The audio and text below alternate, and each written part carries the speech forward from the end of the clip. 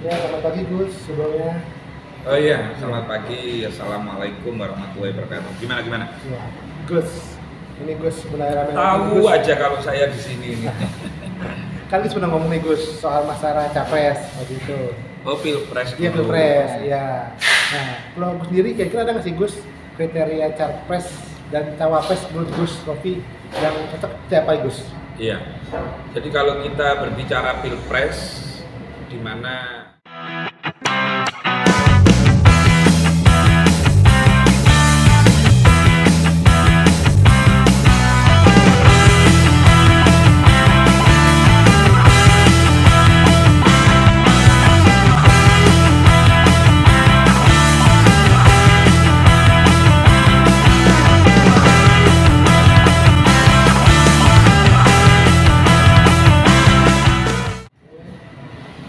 Ya, selamat pagi Gus, sebelumnya. Oh iya, selamat pagi. Assalamualaikum warahmatullahi wabarakatuh. Gimana? Ya, Gus, ini Gus mulai rame lagi nih Tahu Gus. aja kalau saya di sini ini. Kan Gus pernah ngomong nih Gus soal masalah capres waktu itu. Oh, pilpres Iya dulu. pilpres, ya. Nah, kalau Gus sendiri kira-kira ada nggak sih Gus kriteria capres dan cawapres menurut Gus Rofi yang cocok siapa Gus? Iya. Jadi kalau kita berbicara pilpres, di mana yang akan datang ini semua masyarakat Indonesia akan menghadapi pesta demokrasi. Nah, bagaimana pesta demokrasi ini betul-betul bisa dinikmati oleh masyarakat dengan riang gembira. Nah, kalau melihat Indonesia yang terdiri dari berbagai macam suku, bangsa, agama, dan golongan, maka kriterianya adalah harus ada nasionalis dan religius. Tidak bisa hanya nasionalis saja yang memimpin, tapi harus ada perwakilan nasionalis dan perwakilan religius. Nah, yang muncul sekarang ini seperti Pak Prabowo, Pak Ganjar, terus Pak Anies misalnya, ini masih mencerminkan sosok yang nasionalis, tapi tidak religius. Religius artinya betul-betul beliau memahami tentang agama, warok, masalah fikih, masalah ilmu-ilmu agama tentang ekonomi. Nah, ini harus ada. Karena apa? Karena di Indonesia ini mayoritas masyarakatnya adalah Muslim, Islam. Jadi jangan sampai ke depan ini memilih sosok yang hanya nasionalis saja, tapi pilihlah sosok yang nasionalis dan religius. Gitu. Gus, berarti menurut Gus apakah ini perlu seperti kemarin Pak Jokowi, capresnya dari ada sosok yang mendampingi yang religius seperti itu Gus? Nah, itu benar. NU ini berarti kita berbicara Nahdlatul Ulama.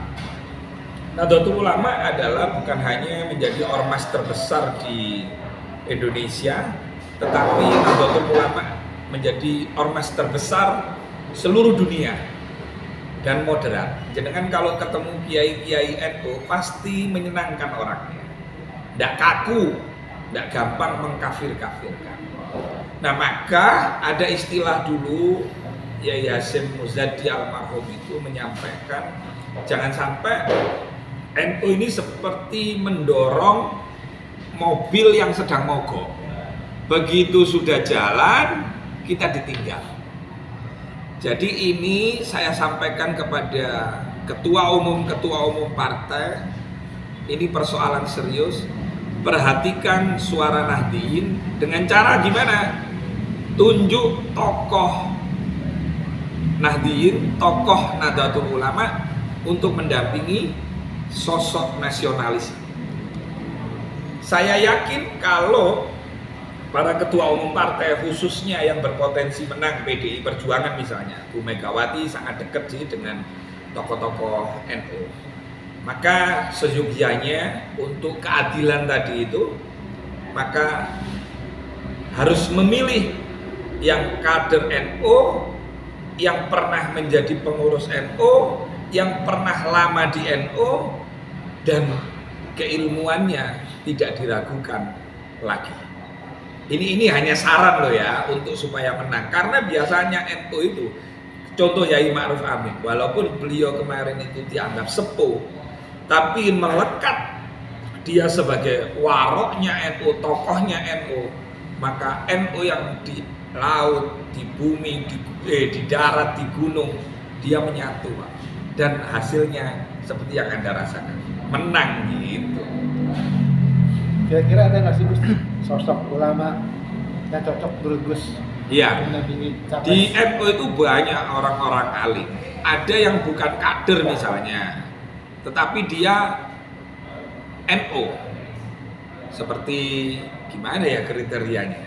Pokoknya harus yang cari yang alim, yang warok, dan yang mampu menghadapi kelompok-kelompok ekstrim, kelompok-kelompok radikal. Sampai tahu sendiri kan kemarin ada gerakan People Power yang digalang oleh Majelis Syuro Partai U, tapi kan akhirnya gagal.